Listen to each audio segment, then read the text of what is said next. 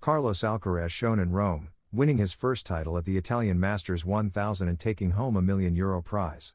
But his victory also highlighted an old controversy that resurfaces every year: the prize money gap between the men's and women's tours. While the Spaniard celebrated his great triumph, many were asking, why did champion Jasmine Paolini earn less money for the same achievement? And more importantly, when will the promise of equality be fulfilled?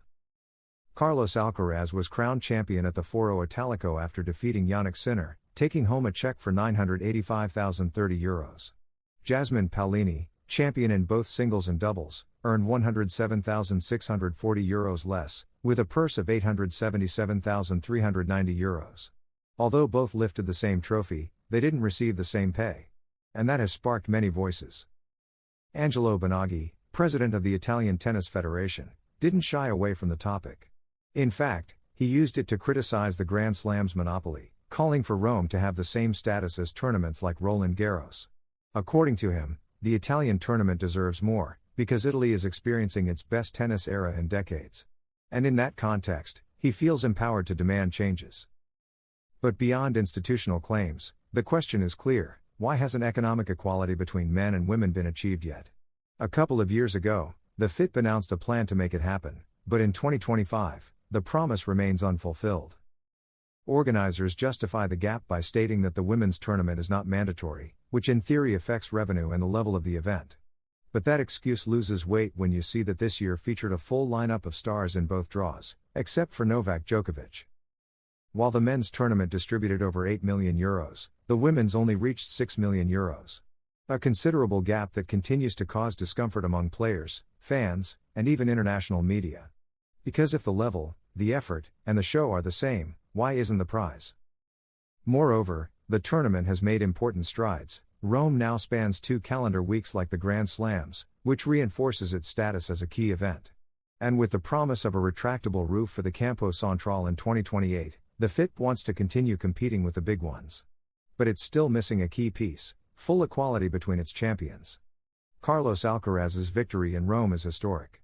But it also exposed an uncomfortable reality: inequality remains present in one of the world's most important tournaments. And while the intentions are there, the actions are still missing. Italian tennis is living a golden age, and this is the ideal moment for its flagship tournament to take the step the sport needs, to reward men and women equally. Because only then can we talk about true progress. Rafael Nadal has spoken. Just days before receiving a well-deserved tribute at Roland Garros, the Spanish champion gave an emotional and sincere interview to L'Equipe. He reflected on his career, his retirement, the current state of tennis, and, most importantly, the figure of Carlos Alcaraz and the recent controversies surrounding his documentary. What does Rafa think of the young Mercian? What's his opinion on the Sinner case? Does he miss the tour? Today, we analyze all the key points of this conversation with one of the greatest of all time. Rafa Nadal begins by speaking about his new life, away from the professional tour. "I'm happy not to have many aches," he confesses. While he admits there are sleepless nights because of his son, he also clarifies that he doesn't miss the court. Retirement wasn't an easy decision, but it was a natural one. His body simply said enough. His foot, operated on and damaged since 2005, ultimately dictated everything. "I couldn't run freely, and without that, competing made no sense," he explains. His words reflect calm and satisfaction. Nadal doesn't seem to have any unfinished business with tennis. "I'm at peace. I know I did everything I could to continue," he says, making it clear that his retirement wasn't due to a lack of desire, but out of respect for his body. Still, he doesn't hide that in the days after saying goodbye, he would have loved to keep playing. But the most talked about part of the interview comes when he talks about Carlos Alcaraz, whom he knows well and deeply admires. Regarding Alcaraz's documentary, Rafa sends a clear message: it doesn't reflect who Carlos really is. He doesn't appear as a player who trains, but as someone who loves to party. And that's not true, Nadal states. His words strongly defend the young Mercian. Carlos is a great professional. He works very hard. The documentary was framed incorrectly. These statements come at a time when Alcaraz has been criticized by some in the circuit, accusing him of taking his career too lightly. Rafa, from his position of authority, makes it clear that this perception is unfair, and that behind every one of Alcaraz's successes lies hard work, effort, and discipline. He also had words for Jannik Sinner, caught in controversy over a doping case. "I'm totally convinced that Jannik never intended to cheat," Nadal affirms bluntly. He sympathizes with him and with what he has gone through. For Rafa, the fairest thing is to trust the investigations. If the authorities make decisions, it's because they have all the information we don't. A message of wisdom and prudence. In this interview, Nadal not only reflects on his career with humility and maturity, but also positions himself as a moral compass of today's tennis. He defends the new generation, supports those facing hardships, and makes it clear that his love for the sport continues, even if he's no longer on the court. Rafa Nadal has said goodbye to competition, but not to truth, respect, and legacy. And that, today more than ever, is still essential in tennis. Carlos Alcaraz has sent a major warning ahead of Roland Garros. After conquering Rome with authority, the Mercian is now considered the top favorite to win the year's second Grand Slam, even ahead of world number 1 Jannik Sinner. The battle for Paris has begun, and Alcaraz has struck first. But why do the betting odds and public opinion place him above the Italian? What does this favoritism say about his true dominance on clay? Today, we'll break it all down. Jannik Sinner has been the most consistent player on the tour for months. His power, solid game, and iron mentality took him to the top of the ATP rankings. In any tournament he plays, he's the main contender. Except when Carlos Alcaraz is on the other side of the net.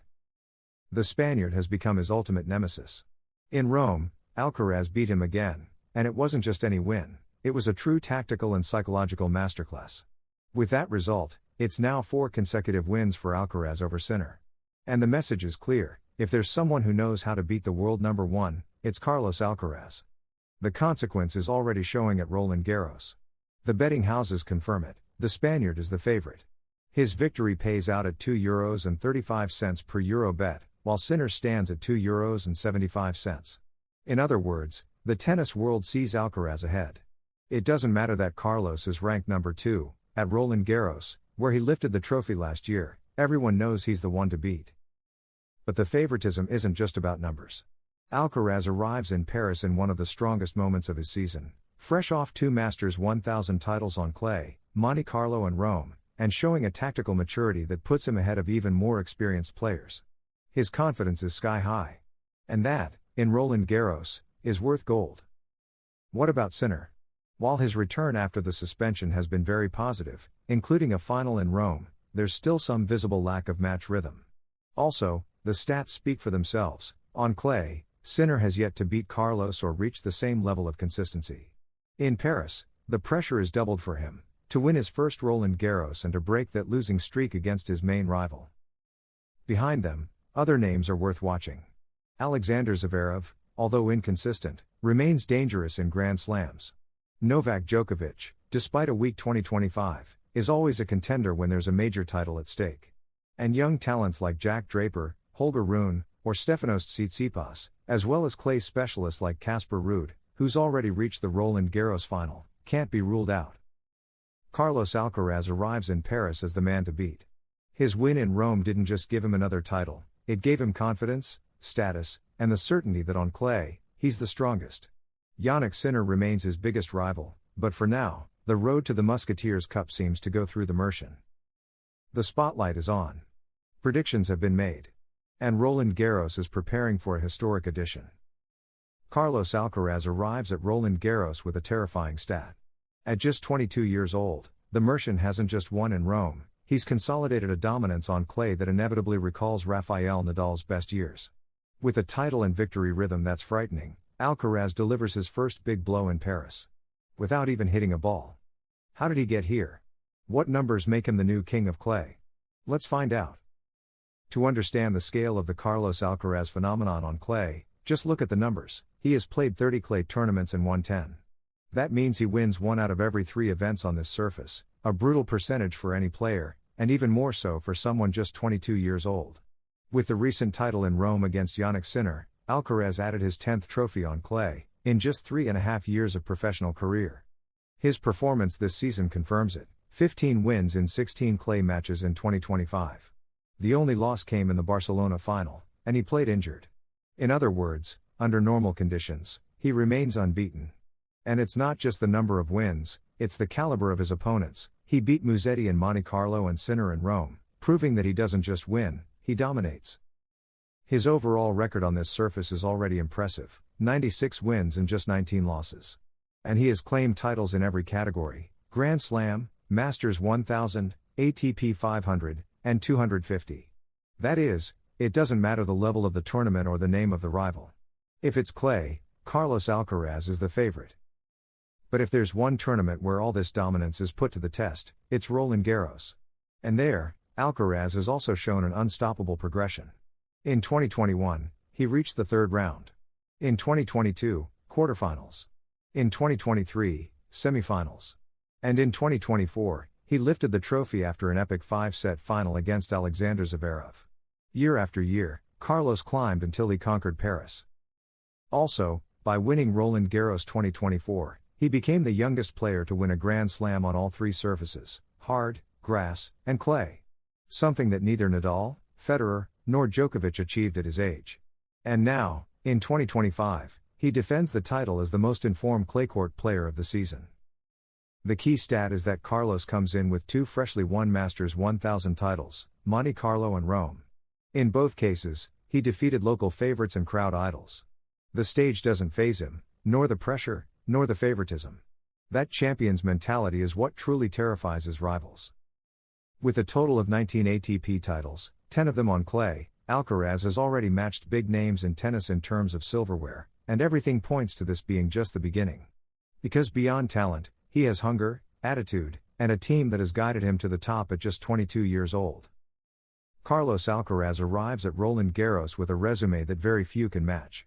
His statistics on clay make him the new reference on the surface, and his recent track record in Paris backs it up. At this rate, it wouldn't be an exaggeration to say that Nadal's reign at Roland Garros may have a successor. And with a Mercian accent. His rivals know it. And the clay confirms it: Carlos is the man to beat. Do you think Carlos Alcaraz can one day match Nadal's 14 Roland Garros titles? Is he already the new king of clay? Let us know your thoughts in the comments, subscribe for more tennis content, and activate the bell to follow every step of this new legend in Paris. See you in the next round.